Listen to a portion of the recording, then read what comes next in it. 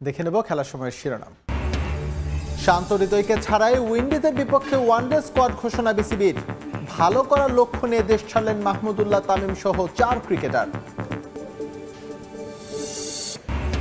কাল মাঠে গড়াচ্ছে ফেডারেশন কাপ ফুটবল। অপ্রস্তুত ভেন্যুতে ম্যাচ আয়োজন নিয়ে উদ্বেগ একাধিক ক্লাবের। বাফুফের কাছে সংস্কারের দাবি। এবং টেকনিক্যাল সেন্টার নির্মাণের জন্য কক্সবাজারে নতুন জায়গা পরিদর্শন বাফুফের। জেলা প্রশাসনের কাছে 19 একর জমি বরাদ্দ চেয়েছে ফেডারেশন।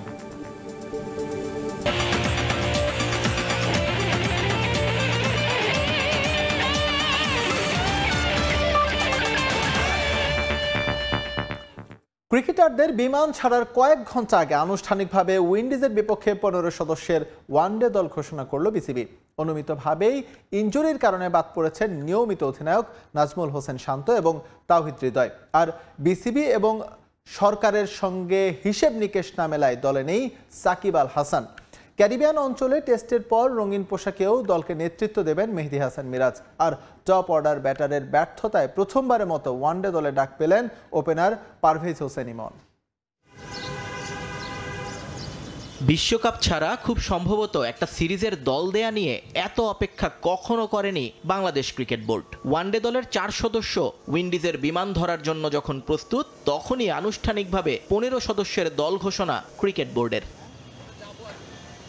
যেখানে অনুমিতভাবেই নেই নিয়মিত অধিনায়ক নাজমুল হোসেন শান্ত এবং বগুড়ায় অনুশীলনের সময় ফুটবল খেলতে গিয়ে ব্যথা পাওয়া middle order batter Towhid Hridoy. মূলত এ দুজনের ইনজুরি আপডেটের জন্যই এতটা সময় অপেক্ষা করেছে ক্রিকেট বোর্ড। যদিও শেষ পর্যন্ত মেডিকেল বিভাগ থেকে গ্রিন সিগন্যাল না পেয়ে তাদের বাদ দিয়েই স্কোয়াড দিতে বাধ্য হলেন নির্বাচকরা। এছাড়া দলে নেই সাকিব আল হাসান। টি10-এ নিয়মিতভাবে পারফর্ম করলেও জাতীয় দলের সিরিজে আপাতত থাকছেন না সাকিব। ওয়ানডে দলে অধিনায়কের দায়িত্ব দেয়া হয়েছে দলের সহ অধিনায়ক মেহেদী হাসান মিরাজকে। টেস্টের পর এবার রঙিন পোশাকেও তার উপর আস্থা রাখল টিম ম্যানেজমেন্ট। তবে এই দলে চমক হিসেবে আছেন একজন, পারভেজ হোসেন ইমন। মূলত টপ অর্ডার ব্যাটারদের টানা ব্যর্থতায় বাধ্য হয়েই তাকে ডেকে পাঠানো হয়েছে। এর আগে 6টি আন্তর্জাতিক টি20-তে বাংলাদেশের প্রতিনিধিত্ব করেছেন ইমন। তাকে জায়গা দিতে গিয়ে বাদ পড়েছেন জাকির হাসান। আর 2023-এর ডিসেম্বরের পর আবারও জাতীয় দলের রাডারে ফিরলেন আফিফ হোসেন ধ্রুব এবং ইনজুরি কাটিয়ে ফিরেছেন পেসার তানজিম হাসান সাকিব। এছাড়া আফগানিস্তান সিরিজে অভিষেক ম্যাচে দারুণ পারফরমেন্স দেখিয়ে দলে জায়গা ধরে রেখেছেন পেসার নাহিদ রানা। দলের বাকি সদস্যরা আছেন আগের মতোই। উইকেট কিপারের দায়িত্ব পালন করবেন অভিজ্ঞ লিটন কুমার দাস। ওপেনিংয়ে আছেন তানজিদ হাসান তামিম এবং সৌম্য সরকার। মিডল অর্ডারে মাহমুদুল্লাহ রিয়াদের সঙ্গী জাকের আলী অনিক। স্পিনার কোটায় আছেন দুজন, বাঁহাতি অর্থোডক্স নাসুম আহমেদ এবং লেগ স্পিনার রিশাদ হোসেন। আর সেন্ট কিটসের ওয়ার্নার পার্কে গতির ঝড় তুলতে থাকছেন তাসকিন আহমেদ, হাসান মাহমুদ এবং শরীফুল ইসলাম। নিয়ন মুহাইমিন, সময় সংবাদ। এদিকে ওয়েস্ট ইন্ডিজের বিপক্ষে ওয়ানডে সিরিজে ভালো করার লক্ষ্য নিয়ে দেশ ছেড়েছেন স্কোয়াডে থাকা 4 ক্রিকেটার।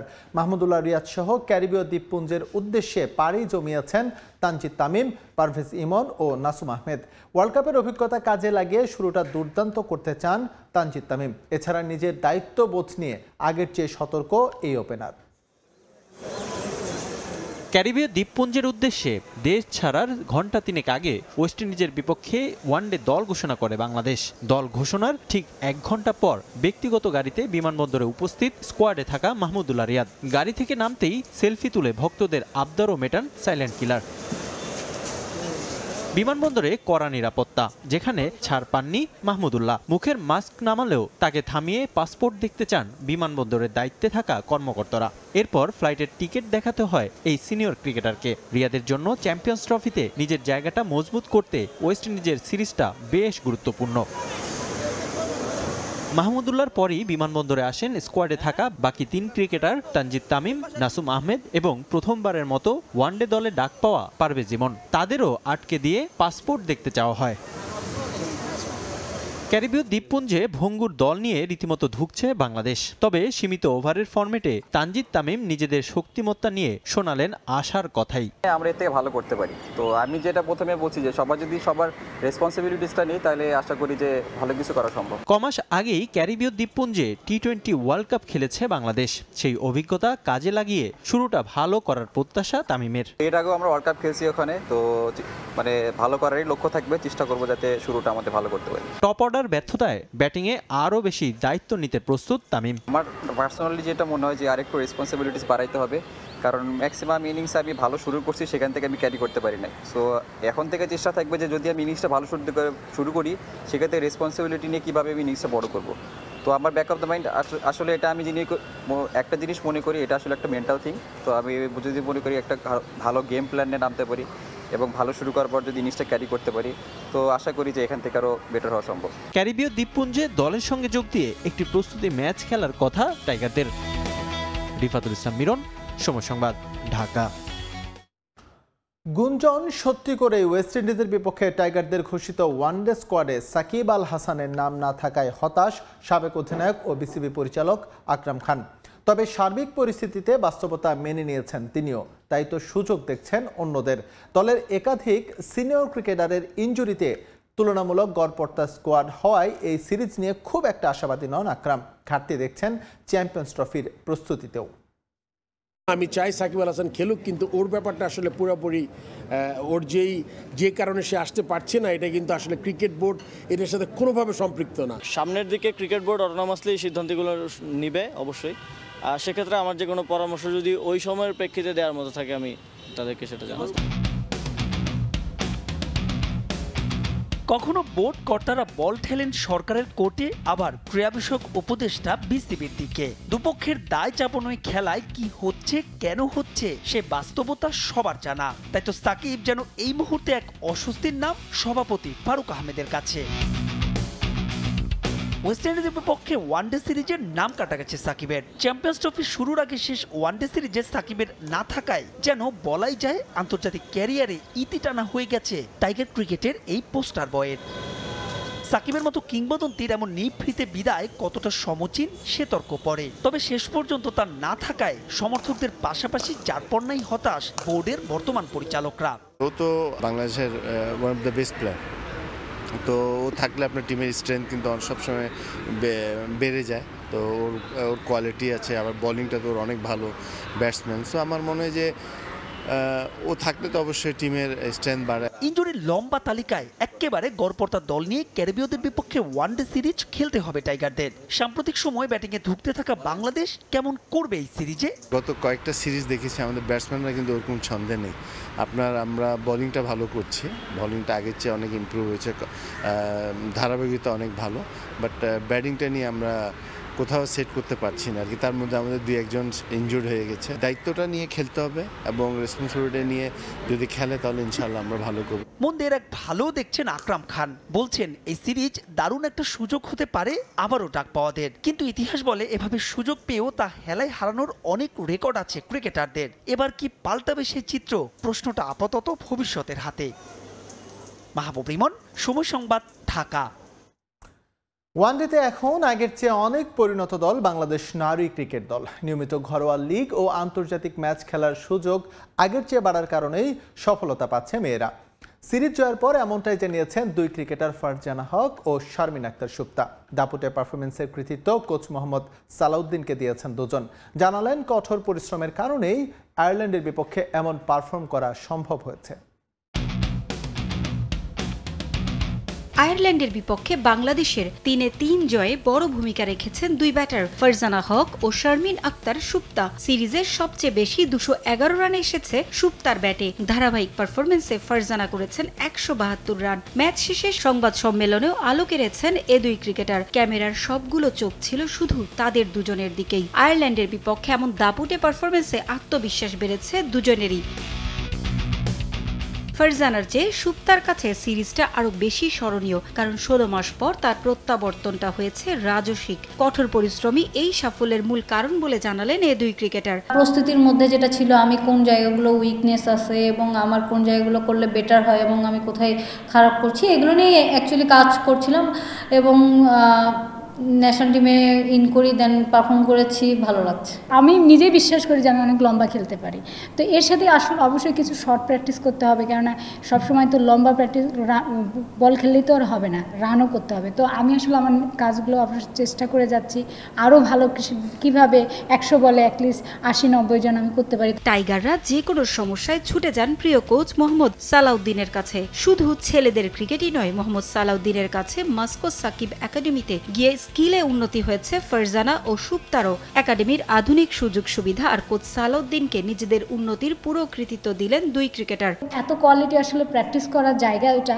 যদি কোনো প্লেয়ার যদি চায়, ইচ্ছা শক্তি প্রকাশ করে যে খেলতে চায়, ভালো প্লেয়ার হওয়া যায়, ওখানে অসাধারণ ফ্যাসিলিটি। তো ওখান থেকে আমার ওই পেশেন্টটা আরও বেশি তৈরি হয়েছে। এখন আমি প্রতিদিন প্র্যাকটিস করলে সত্যি কথা আমি 1000-1500 ছাড়া বল খেলতে মানে এর কম বল খেলি না আমি। স্যার আমাকে যেটাই করাইতো, যে ড্রিলটাই করাইতো, আমি খুব ট্রাস্ট নিয়ে প্রসেসটা মেনটেন করে করার চেষ্টা করতাম। বাট হ্যাঁ, আমি অনেক কমফোর্ট জোন একটা ফিল করি এবং স্যারের কাছে প্র্যাকটিস করে আমার গেম সেন্সটা অনেক ডেভেলপ হয়েছে। ওয়ানডেতে এখন আগের চেয়ে অনেক পরিণত নারী ক্রিকেট দল। সে তুলনায় বেশ পিছিয়ে আছে টি-20তে। নিয়মিত ঘরোয়া ক্রিকেটের পাশাপাশি আগের চেয়ে আন্তর্জাতিক পর্যায়ে খেলার সুযোগ বাড়ার কারণেই ধারাবাহিক সাফল্য পাওয়া সম্ভব হয়েছে বলে জানালেন সুপ্তা ও ফারজানা। আগে আমাদের যে খেলাগুলো হয়তো খুবই কম হতো, আমরা আইসিসি ওয়ানডে চ্যাম্পিয়নশিপ এখন গিয়েছি এবং খেলছি, রেগুলার খেলছি। এই বিষয়টা আমাদেরকে প্রফেশনালিজমটা তৈরি করেছে। একটা ভালো প্রিমিয়ার লিগ খেলি এবং তার সাথে আমাদের ন্যাশনাল লিগ আছে এবং আমি বলছি আমাদের প্রাইভ লাইনে অসংখ্য ওয়ানডে ব্যাটসম্যানরা আছে এবং আরও বাইরে আছে। তো এইগুলো যদি আমরা ইনক্লুড করে একটা ভালো দল করার জন্য আমার মনে হয় এর চেয়ে আর বড় সুযোগ কোথাও নেই। কৃতজ্ঞতা জানালেন ক্রিকেট বোর্ডের কাছেও। পারভিন আক্তার, সময় সংবাদ, ঢাকা। এদিকে বাংলাদেশ নারী ক্রিকেট দলের সফলতায় গর্বিত তাদের পরিবার। ভবিষ্যতেও তাদের হাত ধরে আরও অনেক সফলতা দেখার অপেক্ষায় তারা। পরিবারের এমন সমর্থন পেয়ে রাবিয়া উজ্জীবিত হয়েছেন কয়েক গুণ। আইরিশদের বিপক্ষে টি-20 সিরিজের পর ওয়েস্ট ইন্ডিজ সিরিজেও ধরে রাখতে চান জয়ের ধারা, নিশ্চিত করতে চান সরাসরি ওয়ানডে বিশ্বকাপ।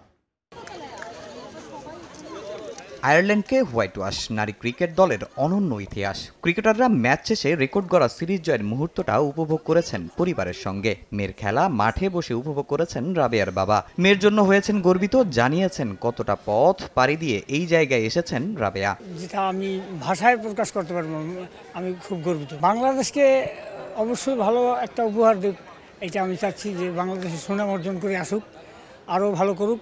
আয়ারল্যান্ড সিরিজে রাবেয়ার নামের পাশে উইকেট মাত্র একটি, তাই স্বাভাবিকভাবেই নেই আলোচনায়। তবে উইকেট না পেলেও প্রতি ম্যাচেই আইরিশদের চাপে ফেলেছেন এই স্পিনার। প্রথম ও শেষ ম্যাচে সবচেয়ে কিপটে বোলারও তিনি। মাঠে বসে বাবার খেলা দেখা তাকে উজ্জীবিত করেছে কয়েক গুণ। ফিলিংসটা অন্যরকম, খুব প্রাউড ফিল করি এটা নিয়ে যে বাবা গ্যালারিতে বসে তার মেয়ে খেলতেছে। সো খুবই ভালো লাগছে এবং খুব প্রাউড ফিল করি নিজেকে।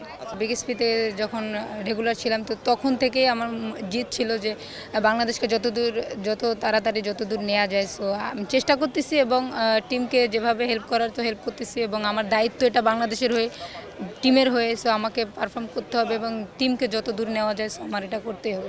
এদিকে আয়ারল্যান্ডকে হোয়াইট ওয়াশ করে ওয়ানডে বিশ্বকাপে সরাসরি খেলার সম্ভাবনা বেড়েছে, যদিও সামনে বাধা শক্তিশালী ওয়েস্ট ইন্ডিজ। আইরিশদের বিপক্ষে রয়েছে টাইগ্রেসদের টি-20 সিরিজ। তা নিয়ে কি ভাবছেন লাল সবুজ অধিনায়ক? এই পয়েন্টগুলো অনেক বেশি ভ্যালুয়েবল, কারণ হচ্ছে আমরা ডিরেক্ট ওডিয়া ওয়ার্ল্ড কাপ খেলতে চাই, যেন আমাদের সমীকরণটা আমাদের জন্য সহজ হয়। কারণ আমাদের হাতে একটা বায়োলেটার সিরিজ আছে, সেটা ওয়েস্ট ইন্ডিজের সাথে। সো এখানে 3টা পয়েন্ট পাওয়া হচ্ছে আমাদের জন্য, বলবো যে kind of a good sign, যেন আমাদের আর 2টা ম্যাচ জিতলে হয়তো আমরা একদম রিল্যাক্স থাকতে পারবো ওয়েস্ট ইন্ডিজে। বাট একটা ম্যাচ খেলে অনেক সমীকরণের ভিতরে পড়তে হবে। সো এখান থেকে একটা গুড বলবো যে ভাইব নিয়ে বা একটা ফ্লো নিয়ে আমরা ওখানে যাবো। নেক্সট একটা টি-20 সিরিজ আছে, এখানেও আমরা ভালো করতে পারলে ডেফিনেটলি এটা আমাদের নেক্সট সিরিজে অনেক বেশি ইম্প্যাক্ট ফেলবে। আয়ারল্যান্ডের বিপক্ষে 3 ম্যাচের টি-20 সিরিজের প্রথমটিতে বৃহস্পতিবার আইরিশদের মুখোমুখি হবে বাংলাদেশ। তামিম হোসেন, সময় সংবাদ, ঢাকা।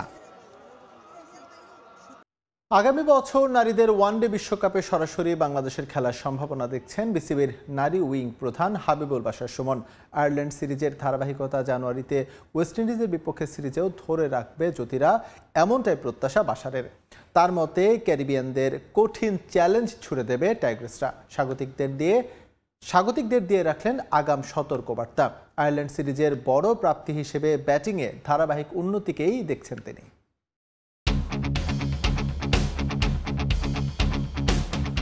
মিরপুরে আয়ারল্যান্ডের বিপক্ষে ঐতিহাসিক জয়ে স্বপ্নের পরিধিটা আরও দীর্ঘ হয়েছে বাংলাদেশ নারী ক্রিকেট দলের। আগামী বছর নারীদের ওয়ানডে বিশ্বকাপে সরাসরি খেলার পথে বেশ এগিয়েছে জ্যোতির দল।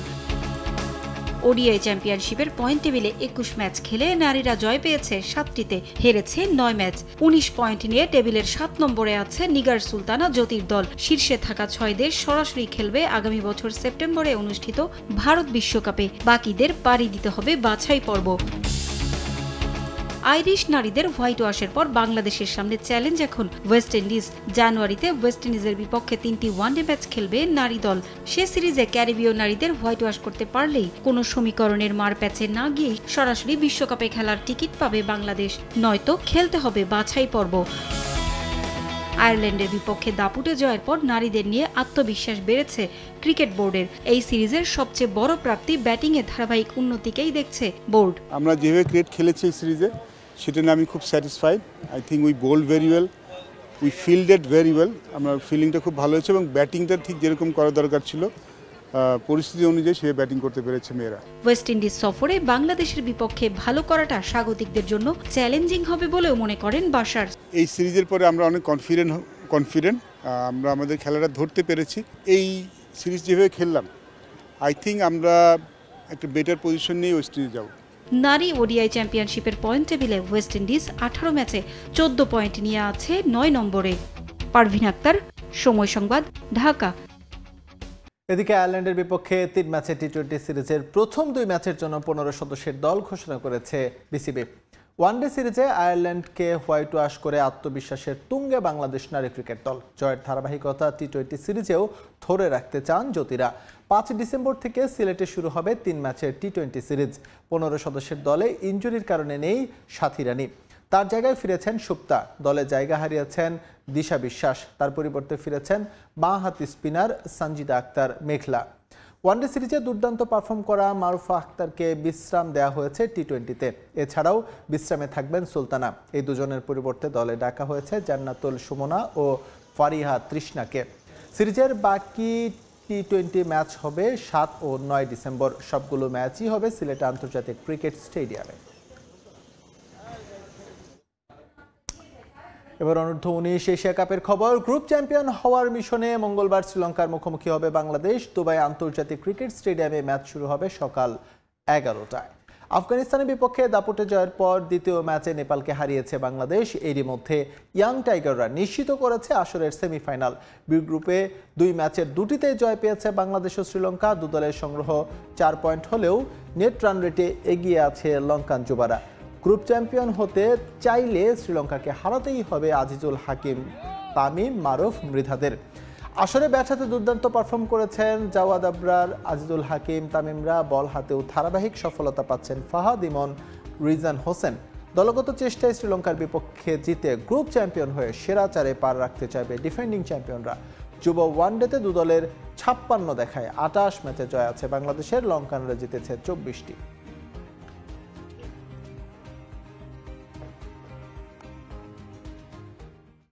ফেডারেশন কাপের আগে আবারও ভেন্যু নিয়ে চিন্তায় ক্লাবগুলো। অপ্রস্তুত ভেন্যুতে ম্যাচ আয়োজন হলে ফুটবলাররা ঘন ঘন ইনজুরিতে পড়বে বলে মনে করছেন ক্লাব কর্তারা, যার খেসারত গুনতে হবে লিগে অংশ নেয়া ক্লাবগুলোকে।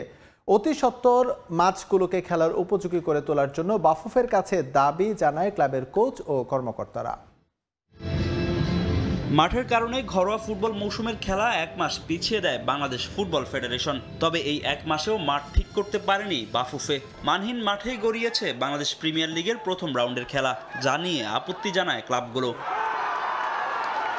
এবারের ঘরোয়া মৌসুম মাঠে গড়াচ্ছে 5টি ভেন্যুতে, যার মধ্যে গাজীপুর ও কুমিল্লা স্টেডিয়ামের এখনও বেহাল দশা। কুমিল্লাতে ম্যাচের একদিন আগে তোলা হয় ব্যাটিং পিচ, যেখানে ফেডারেশন কাপের প্রথম দিনের ম্যাচে মাঠে নামবে বসুন্ধরা কিংস ও ব্রাদার্স ইউনিয়ন। তবে ভেন্যু অপ্রস্তুতের জন্য ক্লাবগুলোকে দায় দিয়েছেন পেশাদার লীগ কমিটির চেয়ারম্যান। যাদের হোম ভেন্যু তাদের কিছু দায়িত্ব আছে মাঠটুকু প্রস্তুত করার জন্য, তো আমি এক্ষেত্রে ক্লাবগুলো উদাসীনতাকে দায়ী করব।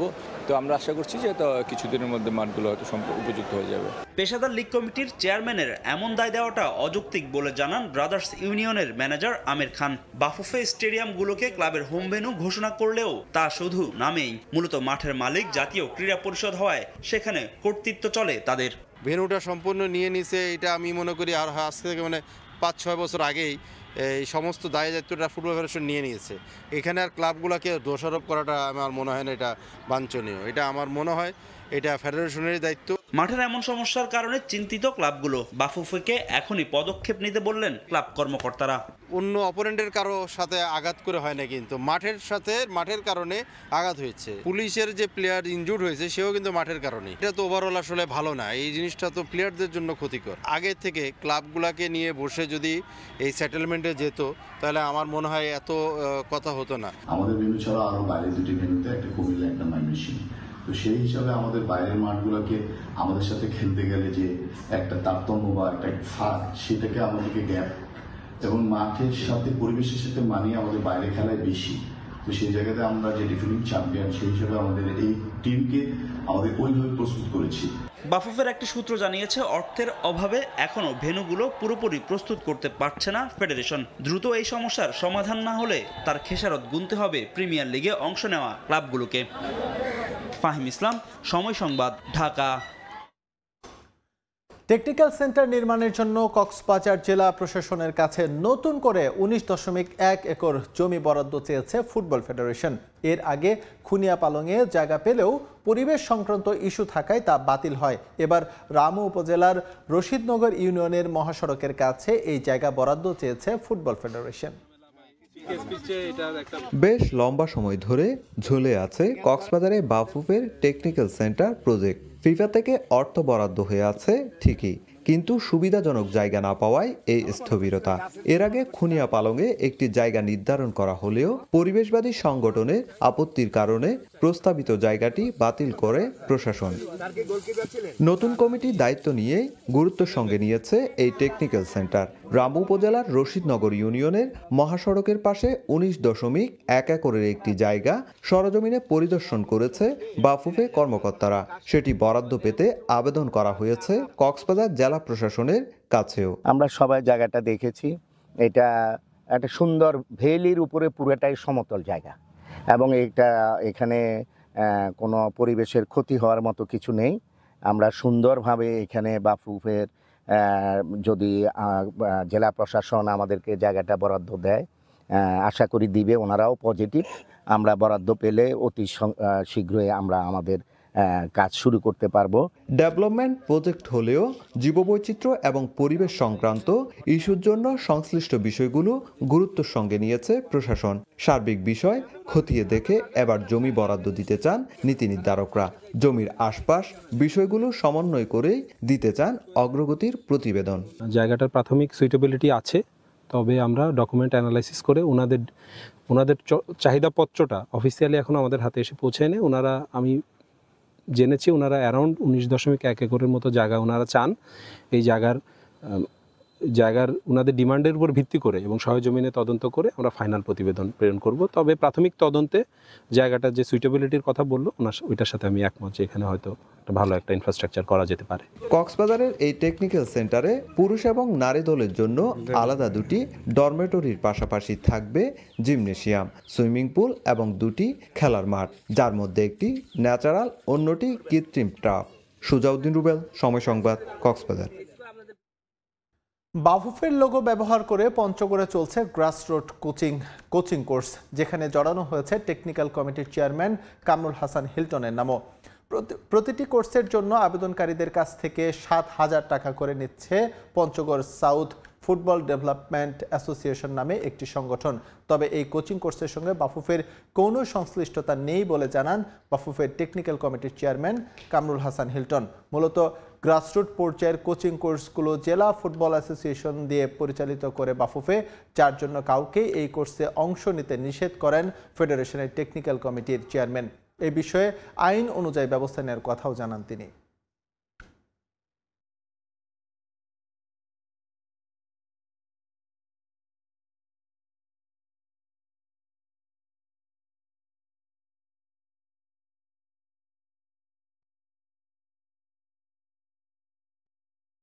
বাংলাদেশ ফুটবল ফেডারেশনের একটা নীতিমালা আছে, সে নীতিমালা অনুযায়ী আমরা প্রত্যেকটা জেলা বিভাগে আমাদের সার্কুলার জারি হয়।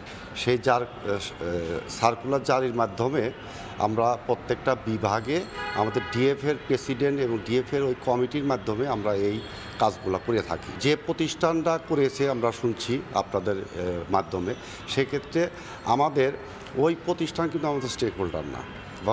বাংলাদেশ ফুটবল ফেডারেশনের স্টেক হোল্ডার হলো ডিএফএ, জেলা ফুটবলগুলা। সেক্ষেত্রে এর দায়িত্ব আমরা নিতে পারবো না। চ্যাম্পিয়ন্স ট্রফি নিয়ে ভারতের গোয়ার্তুমির প্রতিবাদ না করে উল্টো পাকিস্তান ক্রিকেট বোর্ডেরই দোষ দিচ্ছেন কিংবদন্তি পেসার শোয়েব আখতার। তার মতে আইসিসির কাছ থেকে আরও বড় কিছু আদায় করা উচিত ছিল পিসিবির। ভবিষ্যতে পাকিস্তানের ভারতে গিয়ে খেলা উচিত হবে কিনা এমন প্রশ্নে রহস্যজনকভাবে ভারতের পক্ষে অবস্থান নিয়েছেন শোয়েব।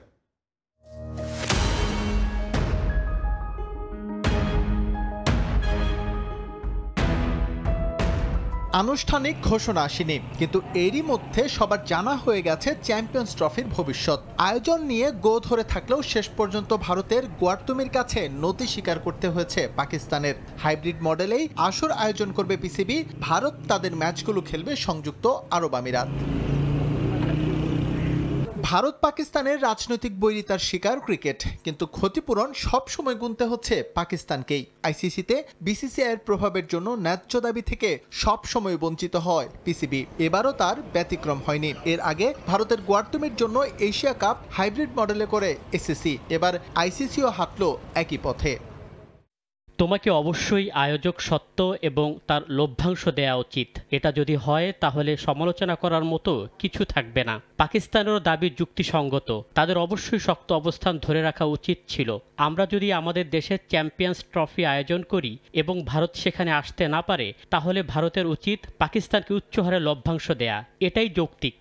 গুঞ্জন আছে ভারতের শক্ত অবস্থানের জন্য পাকিস্তান শেষ পর্যন্ত হার মানলেও বেশ কিছু কঠিন শর্ত জুড়ে দিয়েছে পিসিবি, যার একটি ভবিষ্যতে আইসিসি কিংবা এশিয়ান ক্রিকেটের কোনো টুর্নামেন্ট খেলতে ভারত না যাওয়া। যদিও মহসিন নাকভির এই সিদ্ধান্তের সঙ্গে মোটেও একমত নন দেশটির কিংবদন্তি পেসার শোয়েব আখতার।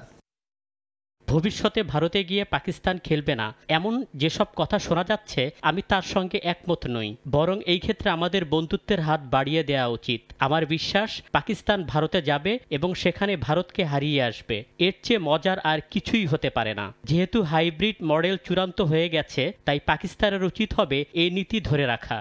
সামনের বছর ফেব্রুয়ারিতে অনুষ্ঠিত হবে চ্যাম্পিয়ন্স ট্রফি। প্রস্তাবিত হাইব্রিড মডেল অনুযায়ী ভারত তাদের সবগুলো ম্যাচ খেলবে সংযুক্ত আরব আমিরাতে। তবে ফাইনালের আগে তারা বাদ পড়লে শিরোপা নির্ধারণী ম্যাচ হবে পাকিস্তান। এসএম ইকবাল, সময় সংবাদ। মোহাম্মদ সালাহর লিভারপুলে থাকা না থাকা নিয়ে নাটক চরমে পৌঁছেছে। ম্যানচেস্টার সিটির বিপক্ষে ম্যাচের পর সালাহর মন্তব্যের কড়া সমালোচনা করেছেন লিভারপুলের সাবেক ফুটবলাররা। এদিকে গণমাধ্যমে গুঞ্জন জোরালো হয় সালাহর সঙ্গে যোগাযোগ করেছে পিএসজি, যদিও বিষয়টি অস্বীকার করেছে ফ্রেঞ্চ ক্লাবটি। এদিকে সাবেক ইংলিশ ফুটবলার গ্যারি লিনেকার বলছেন, ক্লাব থেকে এখনও কোনো প্রস্তাব না পেলেও লিভারপুলেই থাকতে চান ইজিপশিয়ান ফরওয়ার্ড। আগামী বছরের জুনে লিভারপুলের সঙ্গে চুক্তি শেষ হবে মোহাম্মদ সালাহর। ইয়ান রাশ, স্টিভেন জেরার্ড, কেনি ডালগ্লিশদের মতো অলরেড জার্সির গায়ে দীর্ঘ সময় অ্যানফিল্ডে না থাকলেও এই ইজিপশিয়ান ফরওয়ার্ড এরই মধ্যে বিবেচিত হন লিভারপুল কিংবদন্তিদের কাতারে। 2017-তে লিভারপুলে যোগ দিয়েও বিখ্যাত ক্লাবটির সর্বোচ্চ 5 গোলদাতার একজন সালাহ। লিভারপুলের 132 বছরের ইতিহাসে অভিষেক মৌসুমে সর্বোচ্চ গোলের রেকর্ডটাও তারই দখলে। অ্যানফিল্ডে যোগ দেওয়ার পর থেকে ধারাবাহিকভাবে গোল করে যাচ্ছেন। চলতি মৌসুমেও ক্লাবের সর্বোচ্চ স্কোরার ইজিপশিয়ান ফরওয়ার্ড, কিন্তু এরপরও ক্লাব কর্তৃপক্ষের মন জয় করতে পারছেন না 32 বছর বয়সী ফরওয়ার্ড। আগামী জুনে শেষ হবে তার চুক্তি, কিন্তু এখন পর্যন্ত তা নবায়নের কোনো উদ্যোগই নেয়নি লিভারপুলের হর্তাকর্তারা, যার পর নেয় হতাশ এই ফুটবলার।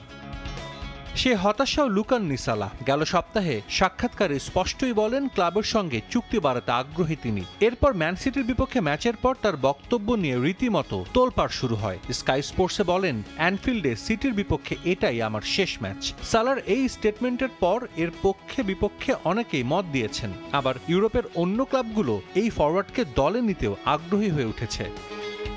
গণমাধ্যমে গুঞ্জন প্যারিস সেন্ট জার্মেই দলে নিতে আগ্রহী সালাহকে, তবে এটা যে স্রেফ গুঞ্জন তা স্পষ্ট হয় পিএসজি বিষয়টি অস্বীকার করলে। চ্যাম্পিয়ন্স লিগে লিভারপুলের রেকর্ড স্কোরারকে দলে নিতে চায় বার্সেলোনা, এমন কথাও শোনা গিয়েছিল। চুক্তি নবায়নের বিষয়ে সম্প্রতি সালার ব্যাক টু ব্যাক কমেন্ট অনেকেই ভালোভাবে নিচ্ছে না। লিভারপুলের সাবেক ফুটবলার জেমি ক্যারাগার সমালোচনা করেছেন ইজিপশিয়ান তারকার, তবে ভিন্ন মত সাবেক ইংলিশ স্ট্রাইকার গ্যারি লিনেকারের। তার মতে সালাহ লিভারপুলে থাকতে চান বলেই বারবার এ প্রসঙ্গ সামনে আনছেন। তবে সমর্থকরা অবাক হচ্ছেন লিভারপুলের নিষ্ক্রিয়তা দেখে। সালার মতো ফুটবলারের সঙ্গে চুক্তি বাড়ানোর বিষয়ে কোনো দ্বিমত থাকার কথাই না। আর সম্প্রতি তার ফর্মও দুর্দান্ত। শেষ পর্যন্ত হয়তো এই চাপের সামনেই নতি স্বীকার করতে হবে ক্লাবটিকে। হাতে বেশি সময় না থাকায় দ্রুতই সিদ্ধান্ত নিতে হবে লিভারপুলকে। সাজিদ মুস্তাহিদ, সময় সংবাদ। এ পর্যায়ে খেলার সময়ের শীর্ষ সংবাদ জানিয়ে দিচ্ছি আরো একবার। শান্ত হৃদয়কে ছাড়াই উইন্ডিজের বিপক্ষে ওয়ানডে স্কোয়াড ঘোষণা বিসিবির। ভালো করার লক্ষ্য নিয়ে দেশ ছাড়লেন মাহমুদুল্লাহ তামিম সহ 4 ক্রিকেটার। কাল মাঠে গড়াচ্ছে ফেডারেশন কাপ ফুটবল। অপ্রস্তুত ভেন্যুতে ম্যাচ আয়োজন নিয়ে উদ্বেগ একাধিক ক্লাবের। বাফুফের কাছে সংস্কারের দাবি। এবং টেকনিক্যাল সেন্টার নির্মাণের জন্য কক্সবাজারে নতুন জায়গা পরিদর্শন বাফুফের। জেলা প্রশাসনের কাছে 19 একর জমি বরাদ্দ চেয়েছে ফেডারেশন।